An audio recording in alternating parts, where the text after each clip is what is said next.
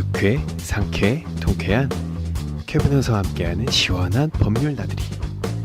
자, 오늘도 기분 좋게 쾌변과 함께 가볼까요?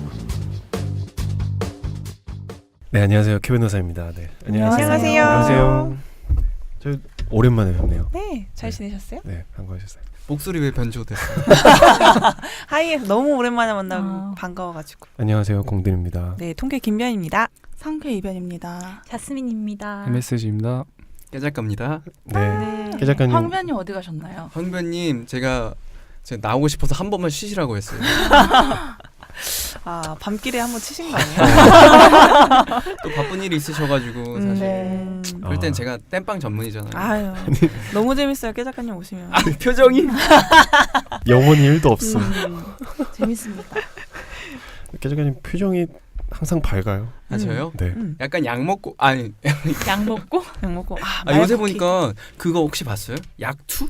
뭐 그래서 운동하는 거 있잖아요. 봤어요. 트레이너들. 네네. 깜짝 놀랐어요. 네, 좀 깜짝 놀라가지고.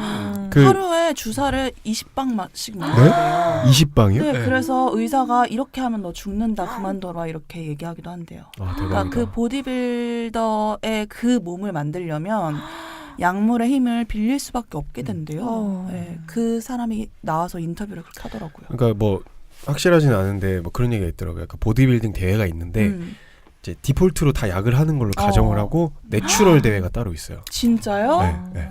몸이 네. 너무 망가지잖아요. 근데 그러면. 그 사람은 너무 주사를 많이 맞아서 그 부분이 피부가 괴사가 될 정도로 어떡해. 그렇게 됐대요. 그러니까 보통 맞는 게 이제 스테로이드 호르몬 이런 거 맞거든요. 근데 스테로이드 호르몬이 그러니까 문제가 되는 이유가 뭐냐면 그걸 계속 맞으면 몸에서 안 생겨요. 스테로이드 호르몬이. 호르몬이니까. 네, 그래서 이제 그거를 끊었을 때 이제 심각한 문제가 생길 수가 그냥 일반인보다 더 줄어들게 되는 네, 상황까지 그렇죠. 갈 수. 보통 피부과에 쓰이는 약이 보통 스테로이드가 많거든요. 그래서 피부과 가면 항상 스테로이드 약이나 그러니까 바르는 연고나 약이나 네. 다 오래 하지 하면 말라고 안 돼요. 하잖아요. 맞아요. 맥시멈으로 한 달 정도까지만 쓰고 그 다음에는 좀 쉬라고 하고 하는 게 스테로이드를 장기간 계속 맞게 되면은 부작용들이 좀 있어가지고. 근데 그게 스테로이드 이런 게 예전에 무슨 야구 선수들. 네, 그렇죠. 그래서 운동 네. 선수들도 스테로이드 호르몬이 문제가 돼서 그래서 뭐 올림픽이나 뭐 그런 프로 운동 선수나 아니면 뭐 메이저리그에서도 막 문제가 돼서 뭐 그 사람들 명예전당에 올리느니 마느니 막 기록을 인정해 주느니 마느니 얘기가 나오는데 스테로이드뿐만 있는 게 아니라 뭐 그 EPO라고 해가지고 뭐 에리스로포이에틴 이런 약물들은 적혈구를 많이 만들어 주는 거예요. 그래서 적혈구를 많이 만들어 주면 이제 혈액 순환이 좋아지니까 운동 능력이 향상되고 뭐 약물들이 되게 많아요.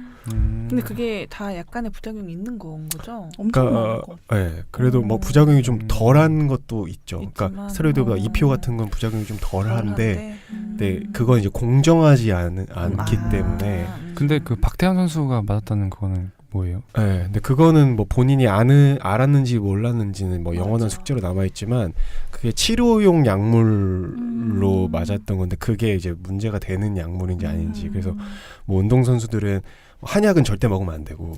왜요? 한약은 이제 성분이 정제돼, 그러니까 보통 우리가 먹는 이제 일반 양약이라고 뭐 반대로 뭐 적절한 표현은 아니지만 어쨌든 양약이라고 표현했을 때 네.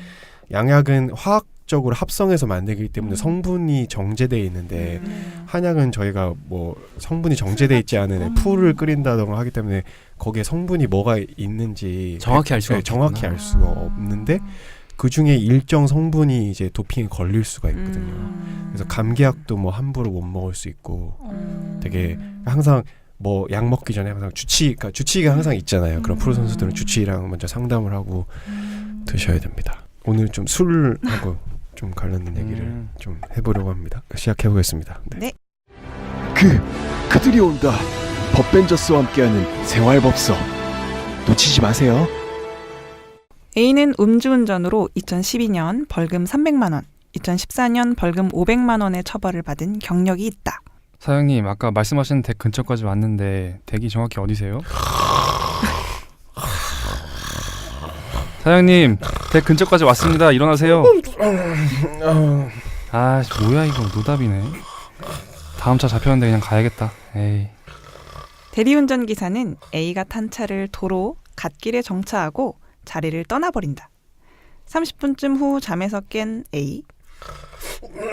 뭐야 이거? 왜 대리운전해서 왔는데? 바로 앞이 집 주차장인데 그냥 가야겠다. 어머 아저씨, 저 주차하고 있는데 안 기다리고 막 들어오시면 어떡해요? 뭐야? 주차를 왜 그렇게 느리게 하고 있어? 네? 자기가 잘못해놓고 누굴 탓해? 술 드신 것 같은데. 아니에요? 경찰 신고합니다. 여기는 아파트 주차장이지 도로도 아닌데 무슨 음주운전이야? 나 주차장 입구까지 대리기사님이 데려다 주셨는데 잠깐 내가 주차만 하려고 한 거야. 응? 공들이님은 항상 이런 이미지. 어떡해. 아니 이변님이 분명히 저 오늘은 무슨 역할인가요? 그러더니 오늘은 조금 뭐 좀 달라요? 나쁜 역할인데 하면서 맨날 나쁜 역할. 주차장에서 공들이님이랑 자스민님이 사고가 난 것 같습니다. 주차장에서의 음주운전이 공들이님은 주차장이기 때문에 처벌받지 않는다고 주장을 하고 계시는데 처벌받지 않는 것인지 이거를 한번 알아봐야 될 것 같아요. 네, 먼저 음주운전이 도로교통법에 규정이 있거든요. 그래서 도로교통법 제1조 목적 조항을 한번 먼저 보시면 도로교통법은 도로에서 일어나는 교통상의 모든 위험과 장애를 방지하고 제거하여 안전하고 원활한 교통을 확보함을 목적으로 한다라고 규정을 하고 있어요. 그래서 특정 주차장 이를테면은 어떤 가게 앞에 음식점 앞에 음식점에 온 손님들만 주차하도록 되어 있는 주차장이라던가 그런 식으로 특정 주차장과 같이 특정인들만 이용하게 되어 있을 뿐 불특정 다수가 이용할 수는 없는 곳에 해당이 돼서 도로라고 볼 수 없는 곳에서의 음주운전에 도로교통법이 적용되는지 그게 조금 문제가 될 것 같습니다. 도로 아니잖아요. 주차장. 네, 나 진짜 차를 되게 많은 거예요. 그냥 이렇게. 김그리님은 그렇게 이제 주장을 하고 계세요. 그래서 도로의 개념을 먼저 한번 보면 도로교통법에 이제 도로교통법에서 규정하고 있는 도로의 개념을 이제 정의 조항에서 도로교통법에서 설명을 하고 있어요. 도로교통법은 도로법에서 정하고 있는 도로의 종류 등을 이제 도로법에서 규정을 하고 있는데 거기에 이제 고속국도, 일반국도, 지방도 같은 그런 도로들을 규정하고 있거든요. 그래서 도로법에서 정하고 있는 도로, 그리고 유료도로법에 의한 유료도로, 농어촌도로 정비법에 따른 농어촌도로. 왜 이렇게 어렵죠? 농어촌도로. 도로. 네, 도로. 그밖에 제 마음을 좀 이해를 하시겠죠. 그밖에 현실적으로 불특정 다수의 사람 또는 차마의 통행을 위하여 공개된 장소로서 안전하고 원활한 교통을 확보할 필요가 있는 장소를 도로로 정하고 있습니다. 이 뒤에가 중요하네요. 네, 이제 도로에 대해서 규정하고 그리고 마지막에 그밖에 현실적으로 불특정 다수의 사람이 이제 공개된 장소에서 이용하는 장소를 도로라고 한다고 규정을 하고 있어요. 근데 제가 언제 그런 얘기를 봤는데 주차장은 도로가 아니라서 네, 맞아요. 뭐 이렇게 그쵸. 주차장에서 치였을 때 도로교통법에 적용을 받지 않을 수 있다. 그래서 그거를 이제 설명을 드릴 건데 예전에 2010년 7월 23일에 이 도로교통법이 일부가 개정이 됐었어요. 근데 지금 그 이후에 또 개정이 계속적으로 있었지만 그 일부 개정되기 전에 도로교통법은 운전의 개념과 관련해서 도로에서 차마를 그 본래의 사용 방법에 따라 사용하는 것을 말한다라고만 규정을 하고 있었어요. 그러니까 도로에서의 이제 운전을 하는 게 진짜 도로교통법에서 규정하는 운전이라는 거죠. 그렇게 했는데 그 이후 일부가 개정이 됐어요. 운전의 개념에 대해서는 음주운전, 과로나 약물을 한 때 운전, 사고 발생 후 미조치 이런 경우는 도로 외의 곳을 포함한다라는 이제 예외 규정을 달았어요. 그래서 이 사건의 경우에 음주운전인데 도로가 아닌 곳의 운전에 대해서도 음주운전으로서 도로교통법상 처벌을 받게 되는 거죠. 그러면은 도로는 아닌 거네요. 네, 도로는 근데 이제 도로가 그런 장소에 따라서 도로냐 아니냐는 구체적인 사안에서 결정을 하거든요. 판례에서. 예를 들면 굉장히 큰 아파트 단지를 가지고 있는 아파트 주차장이다. 그러면은 그거는 도로로 볼 가능성이 큰데 작은 빌라 앞에 그 빌라 사람들만 되는 주차장이다. 그러면 도로가 아닐 수 있고 그런 불특정 식으로. 다수. 네, 불특정 다수가 이용하는 공개된 장소인가 여부에 따라서 구체적인 사안에서 도로인지 여부를 판단을 하는데 음주운전은 사실 도로인지 아닌지의 여부에 불문하고 이제 처벌을 받는데 무면허 운전이 조금 문제가 되는 경우가 많아요. 도로인지 여부가. 그래서 무면허 운전은 도로에서만 처벌을 받거든요. 여기에 지금 이 제외 규정에 포함되어 있지 않기 때문에 음주나 이런 경우에는 도로가 아니더라도 좀 더 뭐라고 하지 강력하게 제한하고 있는 거죠. 그럼 장소적으로. 주차장에서 사고 난 거는 네. 어떻게 되는 거예요? 주차장에 사고 난 거 네. 그것도 음주가 이제 아닌데. 여기 보면은 만약 그 요새 그거 문제 되잖아요. 문콕 네. 문콕 했을 때 앞으로 촘촘하게 잡겠다라고 약간 기사에 그런 기사 본 것 같은데 그게 이제 사고 후 미조치거든요. 네, 문콕도 이제 그 상대방의 재물을 파손한 건데 네, 사고 후 미조치인데 여기 보면은 제외 규정에 사고 후 미조치도 포함이 되어 있어요. 사고 발생 후 미조치 또 도로 외의 곳을 포함한다. 그러니까 주차장에서 그렇게 한 것도 그냥 가면 처벌을 받는. 근데 제가 최근에 차 안에서 물 좀 하느라고 좀 그러니까 뒷좌석에서 좀 이렇게 누워 있었거든요. 네.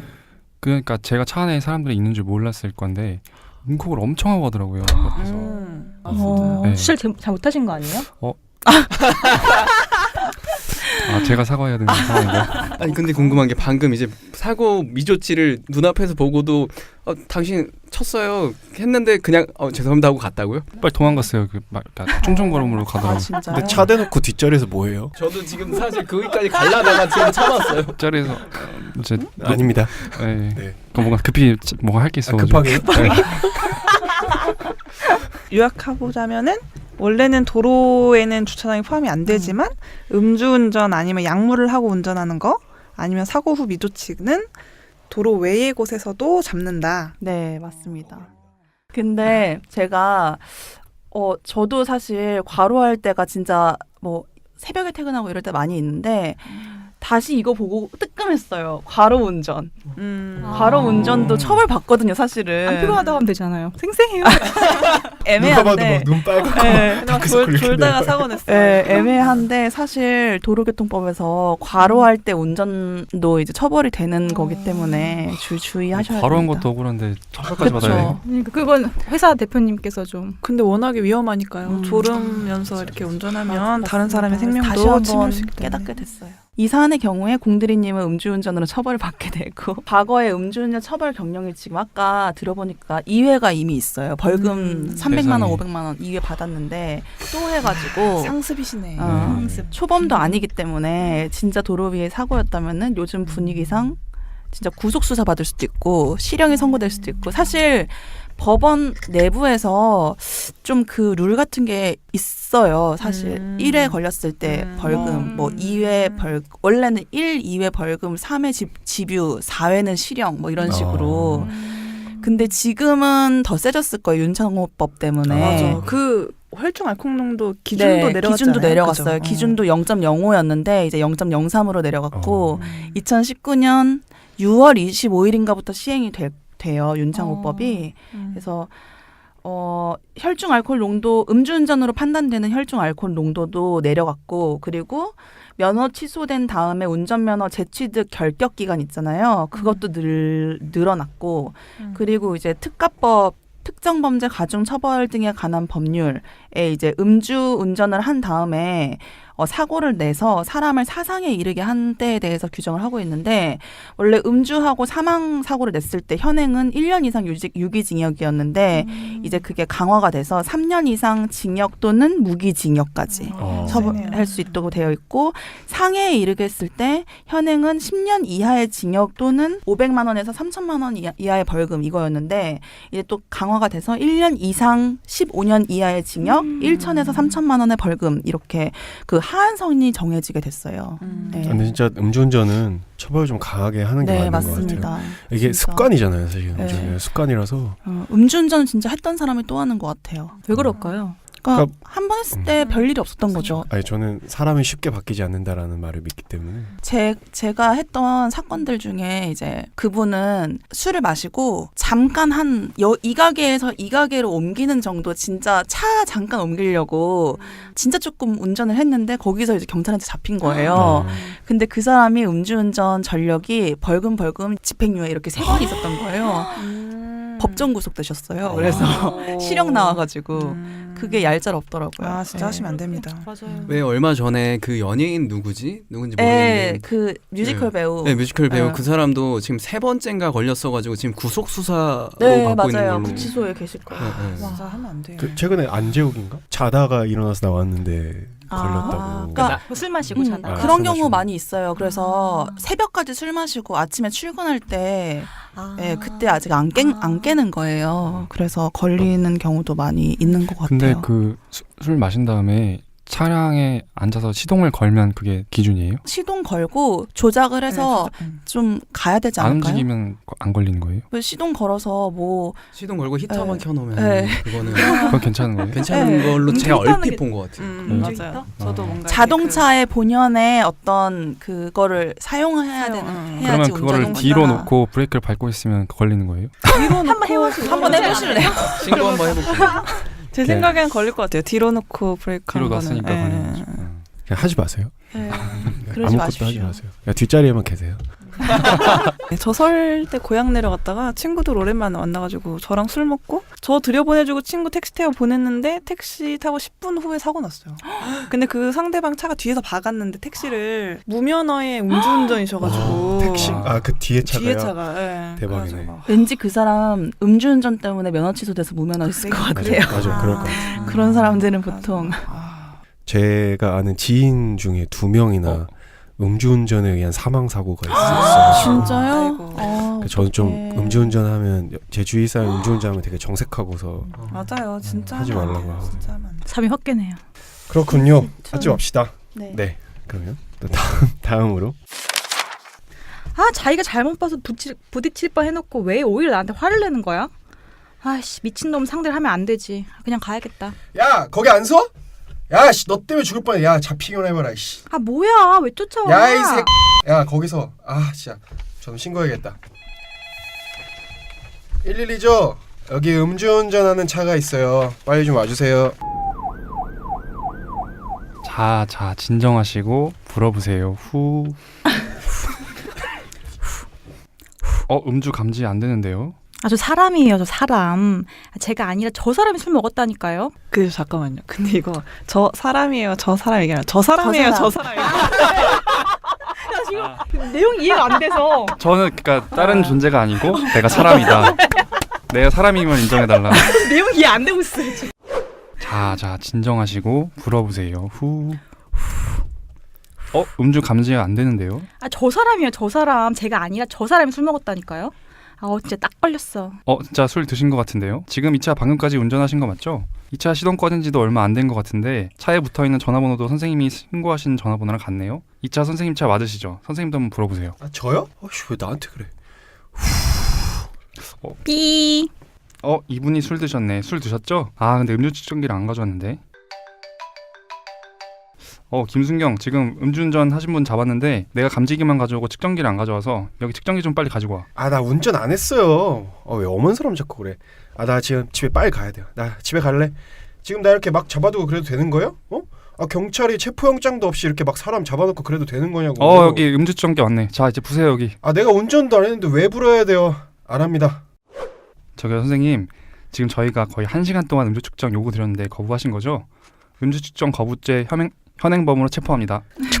근데 MSG님이 좀 연기를 못 하시는 것 같아요. 아니 경찰관이 너무나 올바른 청년 느낌 아니야? 청년 경찰. 아니 저 맨 처음에 이거 자 이거 있잖아요. 어디서 많이 들어봤는데 이거 스카이캐슬에 나오지 않아요? 근데 제가 실제로 뵌 경찰분들은 이러시더라고요. 진짜로요? 이렇게 해요. 왜냐면 더 대응하면 싸움만 되고 술 마신 사람이라서.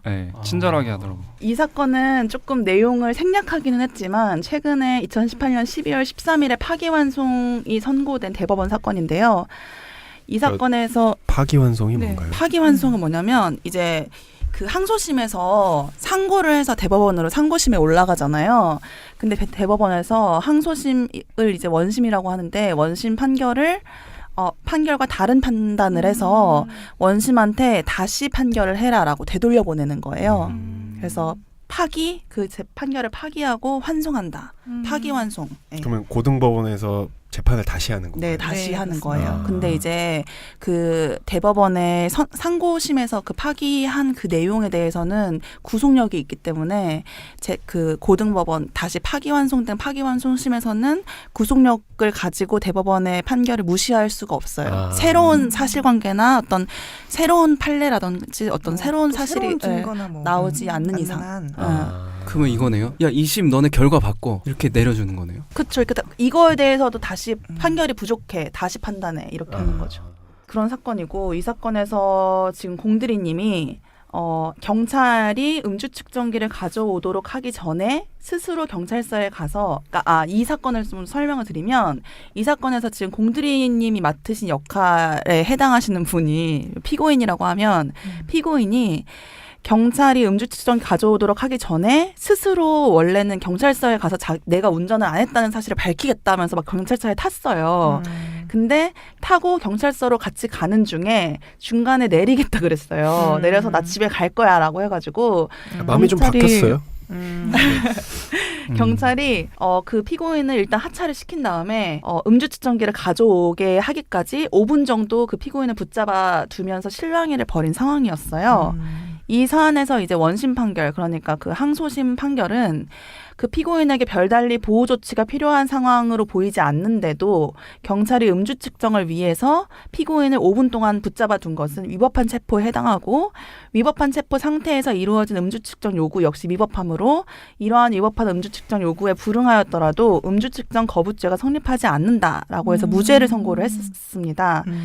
그래서 이거 관련해서 뭐 음주 측정 거부죄가 생소하신 분들도 있으실 테니까 뭐 관련된 법률 내지 법리를 좀 한번 살펴볼 필요가 있을 것 같습니다. 그러니까 일단 음주 측정 하면은 이제 자 음주 측정 있겠습니다. 불어보세요 하면 후 불면은 그때 되게 조그만 기계를 이제 갖다 대면서 네. 후 부르라고 해요. 그러면 거기서 삐 하면 그거는 되게 약식 기계고 삐 하면 거기서 이제 그 빨대 달린 기계를 갖고 이제 그러니까 여기 갓길에 한번 대보시라고 한 다음에 맞아요. 갓길에 대면 거기서 이제 빨대 달린 걸로 불어보세요 하는 게 후, 네. 막, 수치를 막 더 부세요 더 부세요 아, 하는 네. 그거. 감지기랑 측정기인데 감지기는 그야말로 음주를 했는지 안 했는지 했는지 여부만 이제 감지하는 기계인 거고 음주 측정기는 농도가 숫자가 어떻게 나오는 되는지 거. 예, 그 숫자 몇 가지 나오셨어요? 아까 공들이님이 엄청 싫어한다고 하셨어요. 네, 네. 아무튼 그렇습니다. 아 갑자기 혼났어. 어떡해. 시무룩해졌어. 괜찮습니다. 연기도 못 한다고 하고 질문도 못 하게 하고. 우는 거 아니에요? 제가 원래 좀 가혹하게 합니다. 그래서 음주 측정 거부죄를 한번 보면 도로교통법 44조 2항에 규정이 되어 있는데요. 경찰 공무원은 교통의 안전과 위험 방지를 위하여 필요하다고 인정하거나 술에 취한 상태에서 자동차 등을 운전하였다고 인정할 만한 상당한 이유가 있는 경우에는 주치 여부에 대해 호흡조사로 측정할 수 있고 이 경우 운전자는 경찰의 측정에 응하여야 한다라고 규정을 하고 있어요. 그래서 벌칙 조항에서 이를 어겨서 경찰의 측정에 응하지 아니한 사람은 1년 이상 3년 이하의 징역이나 500만 원에서 1천만 원 이하의 벌금에 처한다라고 벌칙 규정 조항을 두고 있습니다. 그래서 음주 측정 거부죄를 규정을 하고 있고요. 그래서 지금 원심 판결이랑 대법원 판단이 다르잖아요. 네. 제가 이게 왜 어떤 지점에서 이렇게 다른 판단이 나왔을까? 이제 유무죄, 대법원은 유죄라고 말하자면 하는 거고 원심은 무죄 판단을 했었는데 한번 자세히 판례를 보니까 음주 측정 거부죄의 성립 시점이 좀 문제가 된 것 같아요. 원심 판결은 음주 측정기를 실제적으로 그 경찰이 가져와서 음주 측정을 하라고 했는데 거부를 한 그 상황을 음주 측정죄 거부죄 성립 시점으로 본 것 같아요. 근데 대법원은 A가 술에 취한 상태에서 자동차를 운전하였다고 인정할 만한 상당한 이유가 있었다고 보이는 상황이기 때문에 왜냐하면 음주 감지기를 자기가 불어서 감지가 나왔잖아요. 네. 그랬기 때문에 이제 단속 경찰관으로서는 A의 음주운전 여부를 더 확인하기 위해서 음주 측정을 할 필요가 있었다고 판단이 되고 이런 상황에서 그 피고인에 대한 음주 감지기 시험 결과 음주 반응이 나타났기 때문에 그 후 음주 측정기에 의한 측정을 위해서 당연히 이제 예정되어 있는 그 경찰관의 요구에 불응한다면 사실상 이거는 음주 측정 거부에 해당을 하는 거다. 그래서 지금 나 집에 갈래 막 내리려고 하고 음주 측정기 가져오는 동안에 막 가려고 그랬잖아요. 그때를 음주 측정 거부죄 성립 시점으로 본 것 같습니다. 그렇군요. 네. 그러니까 일반적으로 이제 그냥 도로에서 길 막고 자 음주 측정하겠습니다 하는 상황은 아닌데 지금 그러니까 지금 뭐 사고 접수로 네. 왔다가 이제 검사를 한 거잖아요. 네. 근데 그런데도 불구하고 이제 정황상 이제 운전을 했다고 보이고 네, 음주운전을. 네, 음주운전을 했다고 보이니까 그 상황에서 추가로 검사하겠다고 했을 때 거부를 한 게 문제가 네, 된 거죠. 그러니까 원심에서는 순찰차를 타고 가던 길에 내려달라고 했잖아요. 사실 이거 자기가 순찰차 탄 건 의무 동행이거든요. 그러니까 원래는 그 사람이 경찰차에 갈 의무가 없었어요. 근데 본인이 내가 밝힐 거야 하고 탄 거니까 의무 동행인데 중간에 마음 바뀌어서 원래 의무 동행이면 중간에 마음 바꿀 수 있거든요. 나 안 갈 거예요.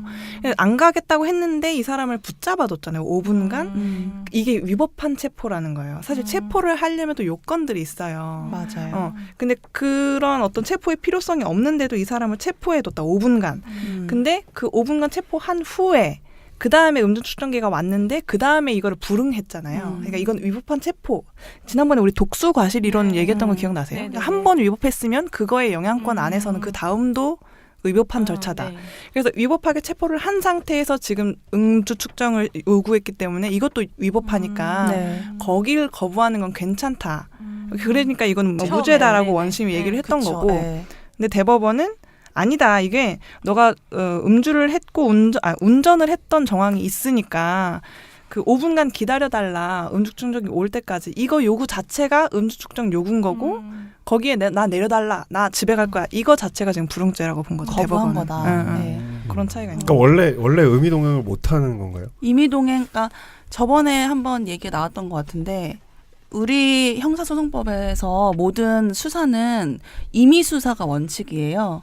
그러니까 임의라는 거는 내가 자발적으로 하겠다고 해서 동의하에 하는 거죠.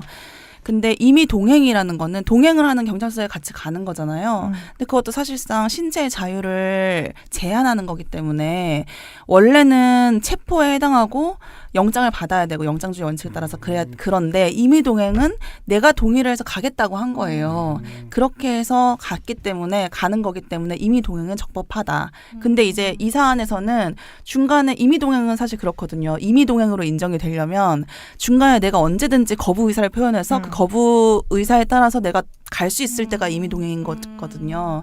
근데 이 사안에서는 이미 동행 맨 처음에 했지만 거부하고 가겠다는데도 잡고 있었다. 그러면 이제 그때부터는 더 이상 이미 동행이 아니고 구금해줬기 때문에. 뉴스에서 나오던 것처럼 내가 음주 걸렸는데 나 이거 못 믿겠다고 혈액 검사로 다시 하겠다고 해놓고서 그때 바로 경찰서로 안 가고 집에 갔다가 다시 와서 혈액 검사 받고 이런 게 되는 게 그래서 그런. 네, 그것도 그럴 것 같아요. 그 경찰서에 혈액 검사를 자기가 하겠다고 했을 때는 동의를 했으니까 임의 수사가 아니냐 그런 취지이시고. 아니 그러니까 뭐 가끔가다 그런 거 나오잖아요. 그러니까 음주에 걸렸어요. 내가 음주 걸렸는데 나 이거 못 믿겠다. 입으로 부은 거 못 믿겠다. 그쵸. 혈액 검사하겠다고 했을 때 혈액 검사를 가끔 뭐 도망갔다가 나중에 나타나서 받고 막 이런 거 뉴스에 나오잖아요.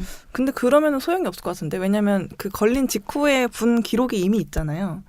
근데 그 다음에 뭐 몇 시간 후에 이 사람이 다시 와서 혈액 채취한 수치는 뭐 이렇게 낮아졌다 하면은 몇 시간 후인지 이미 다 알고 그 당시에 이 기기로 측정했던 수치도 있으니까 그래도 음주 운전이 될 것 같은데. 감지기로만 했을 때. 아, 감지기로만 했을 때요? 그러니까 원래는 원칙적으로 호흡으로 측정을 하는데 음주 측정을 근데 내가 이거 호흡으로 하는 거 못 믿겠다. 나는 체열로 하고 싶다라는 사람들이 종종 있어요. 그럴 경우에 그 체열 역시도 강제 수사기 때문에 원래는 강제 체열이 돼서 영장에 의해야 되는데 그 경우에는 자기가 하겠다고 해서 간 거니까 괜찮은 거죠. 근데 그 중간에 체열하겠다고 하고 갑자기 그냥 집에 가버렸다. 그러면은 제 생각에 그 음주 측정 거부죄가 되죠. 예. 아니 이것도 안 하고 갔으면. 그러지 않았어요? 아. 장명이 근데 결국에 무죄 나온 걸로 알고 있는데. 아. 그런 걸 뉴스에서 좀 봐가지고 그래요? 그거는 근데 그거는 국제적인 음주 사실- 측정 거부죄는 유죄가 나오는데 음주운전이 무죄가 나올 수는 있을 것 같아요. 그쵸. 왜냐하면 없으면. 예, 음주운전은 정말 딱 수치에 따라서 하는 건데 그 수치를 이미 자기가 희석해 버렸기 때문에 음주운전에 대해서는 무죄가 나올 수는 있을 것 아 같아요. 그러면 내가 음주운전으로 걸렸을 때 벌이 더 세게 나올 것 같으면 음주 측정 거부로 이렇게 음주 측정 거부도 꽤 셀 거예요. 세요, 똑같을 거예요. 제가 알기로 네. 굉장히 셉니다. 여기 보면 1년 이상 3년 이하의 징역이나 500만 원, 1천만 원 이하의 이하의 벌금. 벌금이네. 3년. 근데 음주운전도 아마 똑같을 텐데 1년 이상 음주운전 강화된 원래는 1년 이상 유기징역, 강화된 게 3년 이상의 징역 이거네요. 그럼 음주운전이 더 세긴 세네요. 이제 근데 이거 음주측정 예전에는 거부죄도 똑같았네요. 바뀌었는지는 제가 한번 체크를 해봐야 될 것 같아요. 음주운전 거부죄가 생각보다 세구나 그래서. 네, 세요. 세요. 네, 방금 김변님이 설명해 주신 것처럼 그런 원심과 대법원이 본 그 시점이 그렇게 다르게 되어 있습니다. 이게 당연하게 음주 감지가 됐을 때 이미 음주 운전에 대한 상당성이 인정이 되고 음주 측정기로 측정하는 것까지는 그냥 그 당연히 이루어져야 되는 절차일 뿐 이제 다른 행위가 아니기 때문에 그 절차를 거부하는 것도 음주 측정 거부죄에 해당한다라는 거죠. 네. 그러네요. 음주 측정이 갖고 올 때까지 기다려야 되는 거네요. 네. 기다리고 있어야 되는 네. 거네. 그렇게 해서 음주 감지기 측정을 거부한 것도 음주 측정 거부죄에 해당한다는 대법원 판례가 있거든요. 네. 그래서 이제 그거랑 연장선상에서 그러니까 원래 고등법원에서 5분 동안 붙잡아 놓은 거를 위법한 체포라고 봤었는데 대법원은 그거 체포한 게 아니고 그 전에 이미 성립했다. 음주 측정 거부죄는. 방금 이제 말씀하신 부분을 이제 얘기를 드릴 건데요. 이제 위법한 체포라는 말이 나왔는데 아까 김 변호사님이 잠깐 말씀해 주셨지만 위법한 체포는 뭘 말하는 거냐.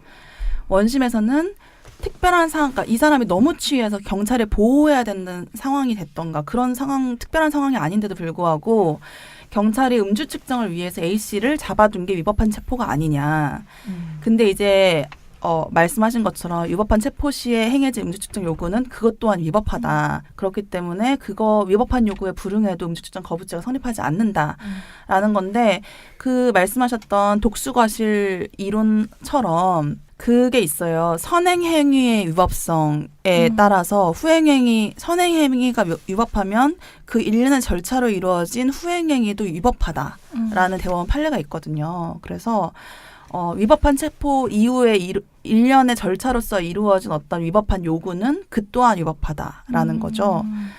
만약에 이게 이런 음주 감지기 뭐 이런 게 없이 그냥 경찰이 너 왠지 너 술 먹은 거 같아. 술 먹은 거 가자. 같아. 가자 해가지고 붙잡아 놨다. 그러면 위법한 체포가 충분히 될 수 있는 거죠. 네. 그래서 영장도 없고 현행범 체포를 하기 위해서도 범죄의 상당성이 있어야 되거든요. 이 사람이 범죄를 저질렀다는 상당히 한 이유가 있어야 되는데 의심될 만한 어떤 상황이어야 되는데 그런 상황이 아닌 상황에서 그렇게 한다면 위법한 체포가 되겠죠. 네. 진짜 저 태씨 미쳤네. 운전 진짜 이상하게 나. 안 되겠다. 저런 것들 아주 그냥 혼이 좀 나야 돼. 괜찮으세요 손님? 죄송합니다. 앞차 갑자기 앞을 막아서는 바람에 야 이 시베리아 허스기 수박 씨발라 먹을 거사 아감을 확 찢어버릴라. 운전 그따위로 하냐? 잘하시는데요? 찐찐이가 다시 돌아오는 줄 알았어. 자기 옷 입은 그런 느낌 같아서 저도 같은 말 하려고 했는데 성격을 버리는 것 같습니다. 공드리님이 보복운전을 하신 것 같아요. 택시가 운전을 이상하게 해서 이상하게 한다고 생각을 해서 전 그냥 빨리 간 것뿐인데. 네. 쫓아가서 택시 앞에서 딱 막아서서 급브레이크를 밟으셨잖아요. 제가요? 네. 위험해요. 증거 있어요? 악의 근원이네요. 박스 다 있습니다. 악의 근원. 아무튼 보복운전으로 보여요. 정황상. 그럴 경우에 어떤 처벌을 받을 수 있는지 한번 살펴봐야 될 것 같습니다. 요새 보복운전 이슈가 좀 많아서 기사로도 제가 좀 많이 접한 것 같거든요. 그리고 원래 옛날에는 좀 이런 거에 둔했던 것 같아요. 보복운전 뭐 이런 거. 근데 어느 순간 이후로는 사회적 이슈가 크게 되면서 좀 강하게 처벌을 하거든요. 그래서 사고만 안 나면 상관없다고 생각하실 수 있는데 그런 게 좀 그렇게 안이하게 생각하시면 안 되는 부분이 있는 것 같습니다. 보복 운전의 경우에는 특수협박죄가 문제가 됩니다. 먼저 이제 형법 283조에 협박죄에 대해서 규정을 하고 있는데 사람을 협박한 자에 대해 처벌하는 이제 그 규정인데 협박이 뭐냐? 협박이란 상대방에게 공포심을 일으킬 수 있는 정도의 해악의 고지를 말합니다. 해악의 고지. 네, 공포심을 일으킬 수 있는 해악의 고지. 그런 고지가 그 정도의. 네? 알린다. 그래서 한편 형법 284조에서 단체 또는 다중의 위력을 보이거나 위험한 물건을 휴대하여 협박할 때에는 가중하여 처벌하도록 규정을 하고 있어요. 근데 여기서 지금 위험한 물건이라는 게 문제가 되는데 특수협박죄가 보복운전이 특수협박죄가 되려면 그러면 이제 단체 다중의 위력은 아니니까 위험한 물건에 자동차가 해당이 되느냐가 문제가 되겠죠. 근데 위험한 물건이라는 거는 흉기까지는 아니라고 하더라도 그러니까 이제 사람을 살상하기 위해서 그러니까 뭐 만들어진 자동차 운전이 뭐 칼도끼 들고 있는 거랑 비슷하게 간주될 수 있다는 거죠. 그렇죠.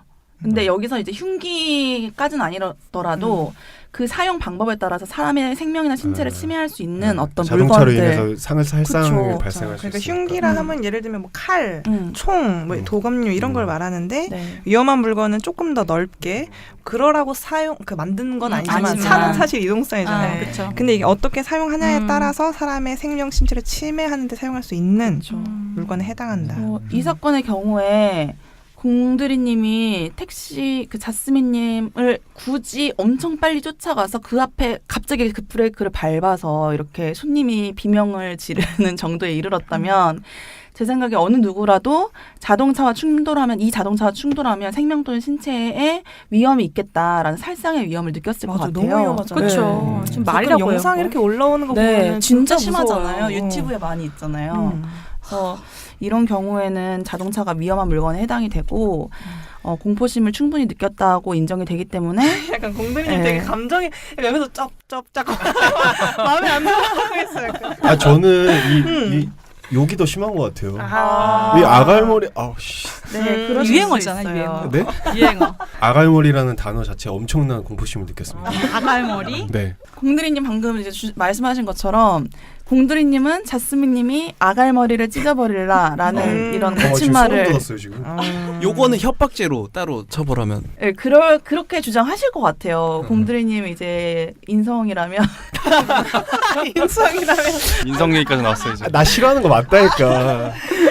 충분히 이상해서 그런 주장을 이제 경찰서 가서 하실 것 같은데 막 고소하겠다고 막 그러실 것 같은데 단순한 감정적인 욕설 내지 일시적 분노의 표출 요 정도는 실질적으로 내가 아갈머리를 찢어버린다 이렇게 한다고 해서 저 사람이 내 입을 찢을 것 같아 막 이렇게 그렇게 아갈머리가 입이에요? 아갈머리가 입일걸요? 아, 그래요? 그러지 않나요? 아가리 아, 머리 맞아요. 아닐까요? 머리는 왜 나온 거예요? 아가리가 머리에 붙어 있으니까? 입부터 머리까지 입부터 머리까지 다 찢는다는 게 아니라 보통 학술적 접근을 아가리가 머리에 붙어 있으니까 너무 웃겨. 항상 본질에 접근하시는 분이라서. 이게 그 스카이 캐슬 드라마에서 많이 나오는 맞아요. 욕이었던 것 같아요. 그래서 했는데 하여튼 아갈머리를 찢어버린다는 얘기를 들었을 때 객관적으로 저를 조커로 만들려고 지금. 현실적으로 이 사람이 내 입을 찢을 것 같다라는 공포심을 보통 사람이라면 그렇게 생각 안 할 것 같아요. 그냥 저 사람이 너무 화가 나서 나한테 욕을 하는구나 이렇게 생각을 할 정도지. 그래서 아갈머리를 찢어버리려 하는 말을 두고 협박죄로 의율될 수는 어려울 것 같습니다. 혹시 모욕죄는 어떤가요? 모욕죄는 사실 사람의 사회적 지위나 평판을 저하시키기 위해서 욕을 하거나 하면 모욕죄인데 여기서 아갈머리를 찢어버릴라 요게 내 사회적인 평판이나 지위를 하락시킨 어떤 그런 모욕이라고 보기는 좀 하락됐어요. 어려울 것 같아요. 단순히 어떤 감정적인 네, 감정의 욕설. 그 욕. 근데 사실 형법이 욕을 그냥 형법으로 다 처벌을 한다면 그래요. 이제, 살 수가 없을 거죠. 범죄 경력이 없는 사람이 그럼 누가 자스민님 있겠어요. 못 사실 거예요. 왜요? 그래서 만약 아갈머리를 찢어버릴라 하는 말을 들어서 계속 강조하시는 네. 것 같아요. 한 10번 말하셨어요. 죄송해요. 평생 너무 아니요. 몇 번쯤 얘기하신 거 그렇게 해서 내가 너무 정신적인 충격을 받아서 진짜 사람마다 그런 지점이 다르잖아요. 충격의 그쵸. 지점이. 그래서 트라우마가 돼서 정신병원에 이제 다니면서 진료도 받고 진짜 실제로 그런 게 있었다. 그런 진단서 민사적으로 네. 민사적으로 이제 손해배상 청구를 위자료를 손해배상 청구를 하시면 될 것 같습니다. 딱 기다려요. 네. 그리고 그 판례로 저기 네. 언급해 주신 게 또 있는 것 같아요. 네, 실제로 제가 이게 좀 익숙한 거예요. 그래서 네? 교과서를 이런 내용이 예전에 공부했을 때 네. 봤던 것 같은 거예요. 그래서 제가 한번 형법 교과서를 오랜만에 펴보니까 오케이. 나 옛날 생각이 기억났다 약간 이런. 네. 그래서 펴보니까 86년도 판례 중에 실제로 너 입을 찢어버릴라 이런 말을 한 사람이 있는데 그거를 협박죄로 고소한 사람이 있었던 거예요. 근데 그때 이게 협박이 되는지에 관한 사례가 있었는데 그 경우에 당시 주의 사정 등에 비추어서 단순한 감정적인 욕설이었다고 봐서 협박죄에 해당하지는 않는다고 판단을 했었습니다. 네. 그렇군요. 좀 별개로 이게 블랙박스 요즘 다들 달고 많죠. 계시잖아요. 근데 저는 맨 처음에 블랙박스 나왔을 때 되게 비쌌거든요. 그래서 이거를 누가 달고 있나. 이걸 비싼 걸 누가 살까 생각을 했는데 그때 블랙박스 회사 주식을 샀어야 돼요. 지금 뭐 앞뒤 다 달잖아요. 있죠. 네. 네. 그러니까 이런 세상이 올 줄 몰랐어요. 가쁜 주식. 네? 아니 근데 그게 언제쯤이에요? 네? 옛날에요. 어. 제가 엄청 어렸을 때. 86년. 86년. 86년이면 내가 태어났나? 안 태어났을 것 같은데. 근데 그 궁금한 게 있는데 흉기의 그 범위에 대해서 판례로 정하고 있어요. 네, 아마 그럴 거예요. 그 살상을 목적으로 만들어진 게 흉기예요. 근데 막 그러면 두꺼운 법전 이런 것도 그건 위험한 물건. 그걸로 때렸으면 위험한 물건. 그럼 그 족발은요? 족발도 위험한 물건 될 수 있을 것 같아요. 화계에서 보면 족발로 때리잖아요. 그러면은 위험한 물건 될 수 있을 것 약간 같아요. 그런 거인 것 같아요. 통상적으로 이게 누구나 썼을 때 위험하게 될 수 있느냐는 이제 아까 흉기에 가깝게 취급될 것 같고, 근데 정말 특수 훈련을 받은 사람들이 뭐 종이 하나 가지고도 이렇게 위험하게 할 수 있는 그거는 그냥 위험한 물건으로만 취급하고 아니에요? 아니면 또 다시 가고. 깨 작가님의 이런 목소리 드립은 위험한 물건 아닌가요? 구체적인 정황에 영향을 끼칠 맞아요. 수도 있어요. 예를 들면 왜 그 울대 사건 있잖아요. 맞아요. 그때 무슨 특수부대 네. 출신 분이었나? 그런 것도 다 그 흉기로 쓸 수 있잖아요. 이게 그런 사람들. 흉기에 관한 판례는 아닌데 그 특수부대 출신 어떤 분이 이건 살인죄 관련인데 본인이 어떤 그 살상의 기술들을 많이 익혔던 거예요. 근데 울대를 확 쳤어요. 근데 이게 사람이 죽을 수도 있는 거였는데 이제 그냥 일반 사람이었다면 살인의 고의가 없었다고 볼 수도 있겠지만 이 특수부대의 원이었다는 그 특수한 사정 때문에 맞아요. 이건 미필적인 고의가 있다. 그래서 그 사람을- 운동선수들 싸움하면은 가중처벌 받는 맞아. 그런 얘기 들었어요. 그러니까 그런 거, 그쵸. 구체적인 사정에 따라서 네. 그 사람의 막 의도를 파악하기 정확히 때문에 기억나는지 모르겠지만 난 검은 띠라서 싸움 안 한다고. 검은 띠면 더 가중처벌 받는다. 뭐? 그런 얘기 들은 것 같아요. 그럴 수 있을 것 같아요. 네. 저 검은띠인데 안 돼요? 안 돼요. 안 돼요. 검은 띠세요? 네. 이거 위험한 물건 얘기했다가 MS님 한 얘기 들으니까 생각났던 게 저 예전에 공부했을 때 어떤 판례에서 두꺼운 책으로 때린 거를 위험한 물건으로 봤는데 법전으로 때린 걸 위험한 물건으로 안 본 거예요. 그래서 뭐냐 이 판사들 뭐냐 위험한 물건은 되게 자의적으로 판단한다 막 이랬던 것 같아요. 제 기억에. 그때는 정황이 달랐을 네, 것 그랬을 같아요. 것 같아요. 법전이라서 안 됐다라고 하면 이거는 네, 아니죠. 아니 그건 법전이 아니에요. 또 이렇게 각도에 따라서 위험도가 달라지잖아요. 아, 그냥 세워서 때리냐? 네, 이렇게 하면 무거운 건데 이렇게 맞아. 옛날에 선생님들 중에 자를 세워서 때리는 사람도 있어요. 손등으로 이렇게 손. 맞아요. 체벌 금지되지 않? 어느 시대 음주운전 음주운전 진짜 제발 부탁드립니다. 하지 말아주세요. 그러니까 저는 항상 헷갈리던 지점이 있었는데 이제 음주한 상태인데 어쨌든 주차장 구역 내에서는 그래도 조금 뭐 처벌 안 받거나 뭐 감경된다 뭐 이런 식의 어떤 조금 저만의 상식이 있었는데 감경은 될 수 있겠죠. 아 그래 감경은 네. 돼요? 근데 어쨌거나 그것도 처벌은 된다. 처벌 범위 안에 네. 들어간다라는 네. 거. 네. 근데 어느 나라에선가 그 음주를 한 상태면은 아예 차 시동이 안 걸린. 그거 개발하고 있대요. 아 개발하시는 거예요. 맞아, 거기 개발 시동할 때 거기에 그 센서 달아가지고 알코올 그거 성분 분석되면 시동 안 걸리게. 근데 그것도 뭐 누군가 시동 걸어달라 그러면 되잖아요. 역시 편법의 제왕. 네. 어쨌든 하지 맙시다. 갑자기 생각났는데 얼마 전에 뉴스에서 이런 거 나왔던 것 같아요. 요새는 이제 음주운전 방조죄도 맞아, 강하게 그거. 처벌하려고 한다. 그래서 음주운전인 걸 알면서도 옆에서 같이 막 탔다. 그런 경우에 동승자도 음주운전 처벌한다고 네, 이런. 방조죄로. 잘 말려야겠네요. 네. 네, 그러면 오늘도 아, 네. 들어주셔서 감사합니다. 네. 감사합니다. 감사합니다. 다음에 또 뵙겠습니다. 뵙겠습니다. 안녕히 계세요. 오늘 방송 잘 들으셨나요? 가시기 전에 구독, 즐겨찾기, 좋아요 그리고 하트 잊지 마시고요. 댓글도 좀 남겨주세요. 그럼 다음 시간에도 캐변과 함께하러 와주실 거죠? 아 그리고요, 혹시 사연 보내실 게 있으면 콜로열 빵빵 COOLAWYER 00 gmail.com으로 보내주세요.